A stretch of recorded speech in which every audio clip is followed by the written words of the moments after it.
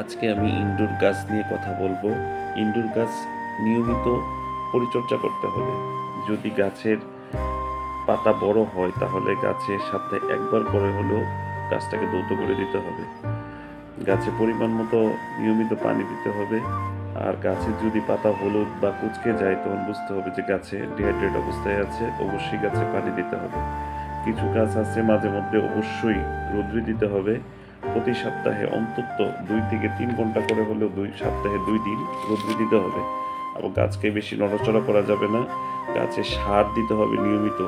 10 পরিমাণে গাছে সার দিতে হবে, নাইট্রোজেন, ফসফরাস এবং পটাশিয়াম। ইনডোর গাছ জন্য অবশ্যই এই 3টা সার খুবই জরুরি। আসুন ইনডোর গাছ লাগাই। ইনডোর গাছ রুমের পরিবেশকে সুন্দর এবং পরিশুদ্ধ করে রাখে। আসুন ঘরের ভিতর এবং বাহিরে সবাই আমরা গাছ লাগাই। গাছকে ভালোবাসুন, গাছের নিয়মিত পরিচর্যা করুন। ধন্যবাদ।